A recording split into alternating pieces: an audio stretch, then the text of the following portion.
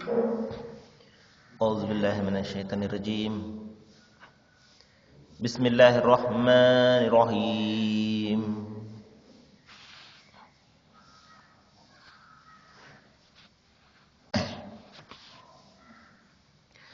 إن الذين اتقوا إذا مسهم طائف من الشيطان تذكروا فإذا هم مبصرون وإخوانهم يمدونهم في الغي ثم لا يخسرون. صدق الله العظيم. అనంత కరుణామయుడు అపార కృపాశీలుడు పాలకుడు పోషకుడు సర్వలోక సృష్టికర్త ప్రతిఫల దిన యజమాని అయిన అల్లాహ్ శుభనామంతో ప్రారంభిస్తున్నాను. సోదరులారా, సోదరిమణులారా, అయ్యలారా, అమ్మలారా, అస్సలాము అలైకుం రహమతుల్లాహి వబరకాతు. సర్వలోక ప్రభువు సర్వేశ్వరుడు వల్ల మనందరిపై శుభాలను శాంతిని కురిపించును కాక. ఆమీన్. ఇంతవరకు మనము మానవ మార్గదర్శక గ్రంథం దివ్య ఖురాన్ నుండి 7వ అధ్యాయం 201వ వాక్యం యొక్క 60 మూలమును విన్నాము. ఈ వాక్యంలో ప్రధానంగా ఒక మనిషికి ఉండవలసినటువంటి ఉత్తమమైనటువంటి గుణాన్ని గురించి దైవం తెలియజేస్తున్నాడు. ఎవరిలో అయితే ఈ గుణం ఉంటుందో వారు దైవానికి అత్యంత ఎక్కువగా చేరువవుతారు, ఇహపర లోకాలలో సాఫల్యాన్ని పొందుతారు అని ఇక్కడ దైవం సెలవేయడం జరిగింది. మరి సృష్టి ప్రభు వల్ల తెలియజేస్తున్నాడు,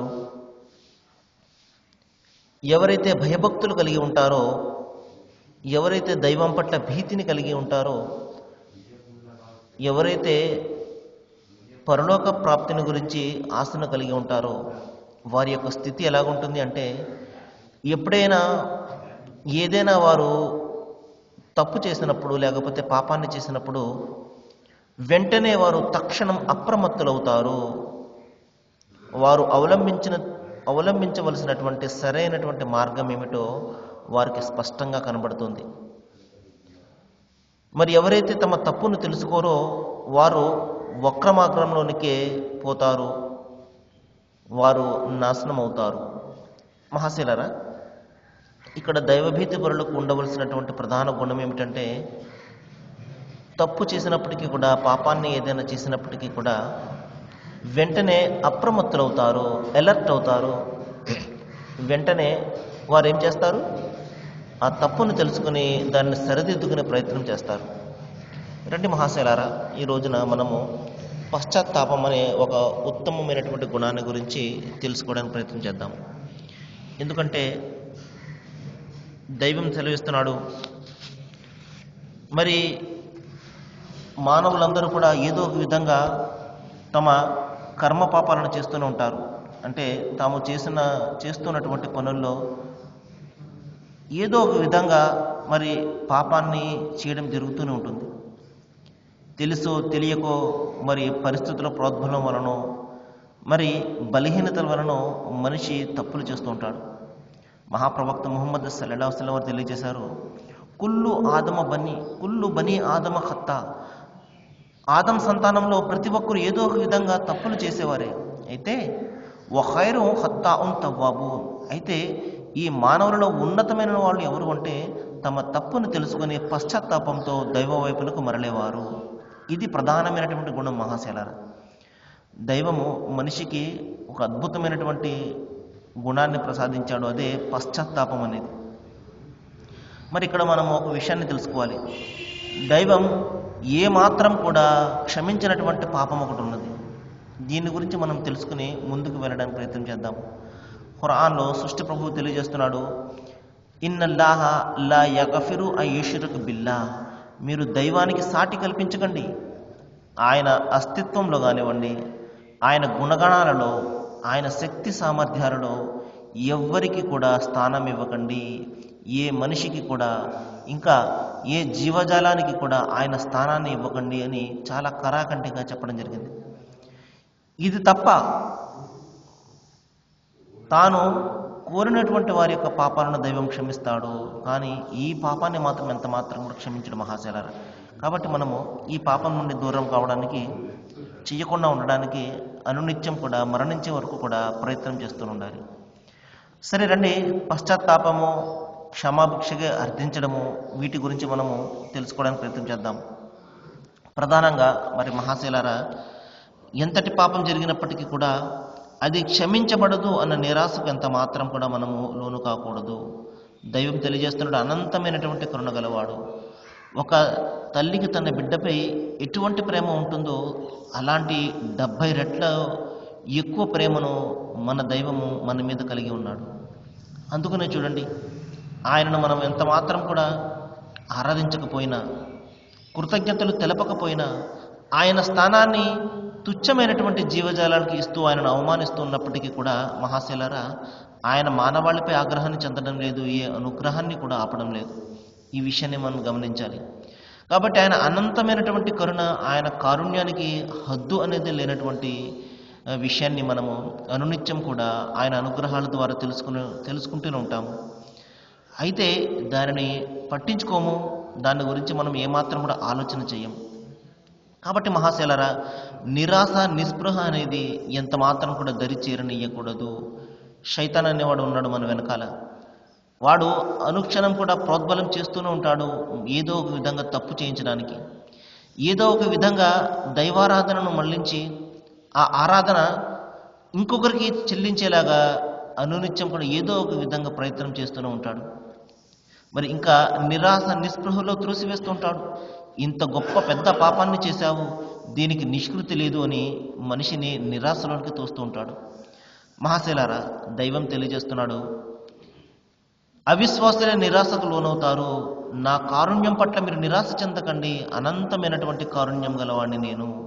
కాబట్టి మీ తప్పును తెలుసుకుని నా వైపునకు మరలి రావడమే నేను కోరుకుంటాను. మహాశైలారా, దైవం మన నుండి ఏది కూడా కోరడం లేదు. ఒకసారి మనం ఆలోచన చేయండి, ఒకసారి మనము ఆలోచన చేయాలి.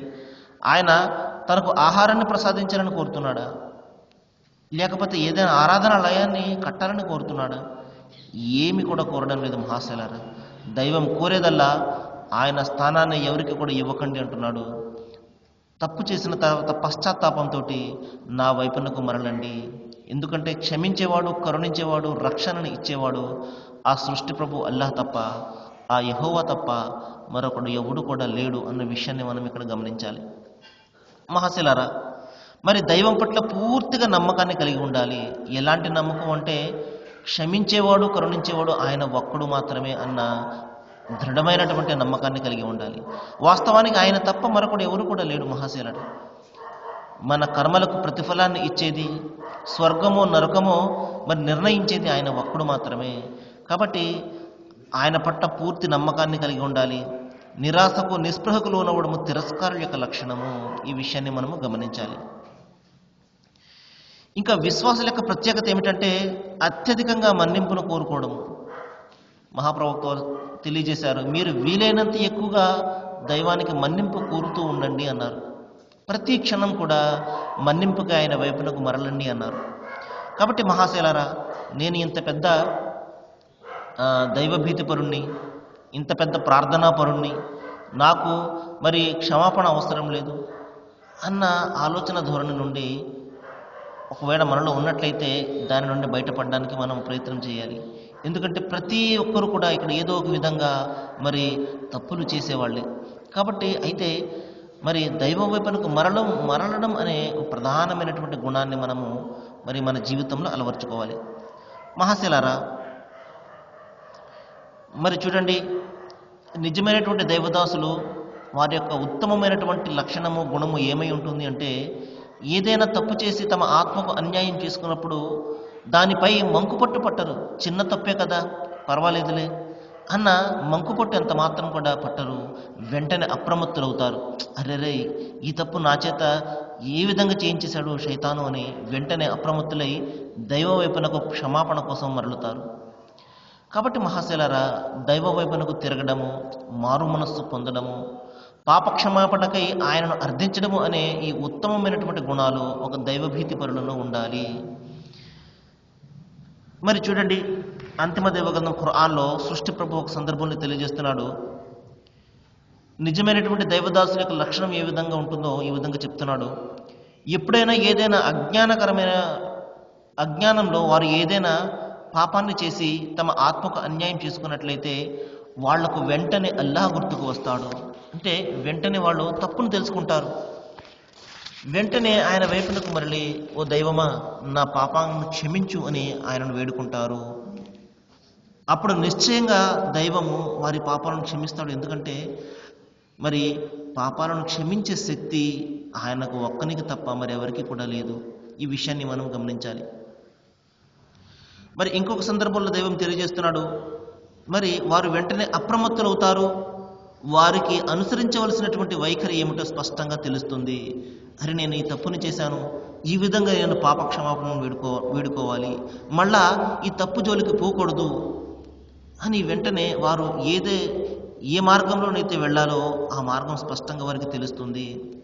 ఎవరిలోనైతే దైవభీతి ఉంటుందో, దైవం పట్ల ప్రగాఢమైనటువంటి విశ్వాసము భయము ఉంటాయో, అరే నేను ఈ తప్పు చేశాను, దీనికి దైవం వద్ద సమాధానం చెప్పుకోవాలి, నేను సంజాయిషి ఇచ్చుకోవాలి అన్న భయం ఎవరిలోనైతే ఉంటుందో మహాశయులారా, అతనే తన ఈ తప్పు నుండి బయటపడడానికి ఆలోచన చేస్తాడు.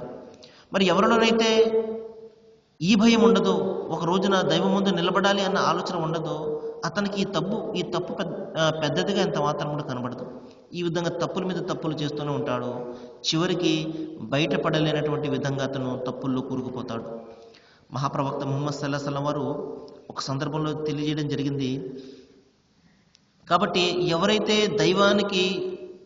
దైవం వైపునకు మరలి పాప క్షమాపణ అర్థిస్తారో వారే నిజమైనటువంటి మానవులు అని చెప్పడం జరిగింది. మరి అంతిమ దైవగ్రంథం ఖురాన్లో సృష్టి ప్రభు అల్లా తన ప్రియమైనటువంటి దాసుల యొక్క విశిష్టతను గురించి ఒక సందర్భంలో వివరిస్తూ ఈ విధంగా అంటాడు, వాళ్ళు రాత్రి గడియల్లో దైవ సన్నిధిలో మొకరిల్లి విలపిస్తూ పాప క్షమాపణను వేడుకుంటారు అని చెప్పడం జరిగింది. కాబట్టి మహాశయులారా, దైవదాసుల యొక్క విశిష్ట గుణం ఏమై ఉంటుందంటే, ప్రపంచం ఆదమర్చి నిద్రపోతూ ఉన్నటువంటి సమయంలో వాళ్ళు మేల్కొంటారు. వారు మేల్కొని దైవాన్ని అర్థిస్తారు పాప క్షమాపణ నిమిత్తము. ఇది చాలా అత్యంత కష్టమైనటువంటి పని మహాశయులారా. ప్రపంచమంతా కూడా నిద్రపోతున్నటువంటి సందర్భంలో మత్తుగా ఇతను నిలబడి దైవం ముందు నిలబడి పాప క్షమాపణను వేడుకోవడము, ఇది మరి అందరికీ అబ్బే గుణమే కాదు. కాబట్టి దీనిని అలవర్చుకోవడానికి మనం ప్రయత్నం చేయాలి. ఎందుకంటే నిశ్శబ్దంగా ఉన్నటువంటి సందర్భంలో దైవాన్ని జ్ఞాపకం చేసుకుంటూ, మరి మనము చేసినటువంటి పాపాలను తలుచుకుంటూ కన్నీరు కారుస్తూ పాప క్షమాపణ నిమిత్తము దైవాన్ని వేడుకోవడం అనే ఉత్తమమైనటువంటి గుణము మహాశయులారా, అది అందరికీ కూడా అబ్బేది కాదు. దీన్ని అలవర్చుకోవడానికి మనము ప్రయత్నం చేయాలి. మరి అంతిమ దైవగ్రంథం ఖురాన్లో సృష్టి ప్రభువు తెలియజేస్తున్నాడు, తమ ప్రభువును క్షమాపణ ఎవరైతే కోరతారో నిస్సందేహంగా దైవం కూడా ఆ వ్యక్తిని ఎంతగానో ప్రేమిస్తాడు. ఇన్నల్లాహ్ యుహిబ్బు తవ్వాబీన్ అని చెప్పడం జరిగింది. అంటే ఎవరైతే తౌబా చేసుకుంటారో, అంటే ఎవరైతే తన తప్పును తెలుసుకుని పశ్చాత్తాపంతో దైవం వెనుక మరలుతాడో అటువంటి వారిని దైవం అమితంగా ప్రేమిస్తాడు అన్న మాటను సృష్టి ప్రభువు తెలియజేయడం జరిగింది. ఆ తర్వాత మహాశయులారా, ఇంకా ప్రధానంగా దైవ కారుణ్యం పట్ల ఎప్పుడు కూడా ఆశను కలిగి ఉండాలి. నిరాశ ఎంత మాత్రం కూడా చెందకూడదు. మహాప్రవక్త ముహమ్మద్ సల్లల్లాహు అలైహి వసల్లం సందర్భంలో చెప్పారు, దైవం సెలవిస్తున్నట్లుగా ఈ విధంగా చెప్పారు, ఓ ఆదం పుత్రుడా, నీవు నా కారుణ్యం పట్ల ఎంత మాత్రం కూడా నిరాశ చెందకు. నీవు కొండంత పాపాలు చేసుకుని వచ్చినప్పటికీ కూడా నేను కొండంత కారుణ్యంతో నీ వైపునకు వస్తాను. అయితే ఆ పాపాలలో నాకు సాటి కల్పించడం అనే పాపాన్ని ఎంత మాత్రం కూడా చెయ్యకు. ఇది తప్ప మరి నీవు కొండంత పాపాలు చేసుకువచ్చినప్పటికీ కూడా వాటి స్థానంలో నేను మరి పుణ్యాలను ప్రసాదిస్తానని దైవం సెలవిచ్చినట్లుగా మహాప్రవక్త వారు తెలియజేశారు. కాబట్టి దైవకారుణ్యం పట్ల అంత మాత్రం కూడా నిరాశ చెందకూడదు. అయితే చిత్తశుద్ధితో కూడినటువంటి పశ్చాత్తాపంని మనము కలిగి ఉండాలి. పశ్చాత్తాపాన్ని మనం ఒక వేళాకోళంగా ఎంత మాత్రం కూడా మార్చుకోకూడదు. తప్పులు చేయడము, పశ్చాత్తాపడము, తిరిగి అదే తప్పు చేయడము, తిరిగి మళ్ళా పశ్చాత్తాపడము, ఈ విధంగా అంత మాత్రం కూడా చేయకూడదు. చేసిన తప్పును గురించి ఆలోచన చేసి మళ్ళా దాని జోలికి పోకుండా ఉండడమే నిజమైనటువంటి పశ్చాత్తాపము. ఈ విషయాన్ని మనం గమనించాలి. సరే మహాశైలారా, మరికొన్ని విషయాలు మనము రేపు మాట్లాడుకోవడానికి ప్రయత్నం చేద్దాము. ఏ విషయాలైతే మనం ముందుకు వస్తున్నాయో వీటిపై ఆలోచన చేసి మరి నిజమైనటువంటి పశ్చాత్తాపాన్ని మనము మన జీవితంలో కూడా కలిగి ఉండేలాగా సృష్టి ప్రభు అల్లాహ్ మనందరికీ కూడా మరి జ్ఞానాన్ని ప్రసాదించాలని వేడుకుంటూ ముగిస్తున్నాను. వాఖిరు దవానా అనిల్ హమ్దులిల్లాహి రబ్బిల్ ఆలమీన్. అస్సలాము అలైకుం.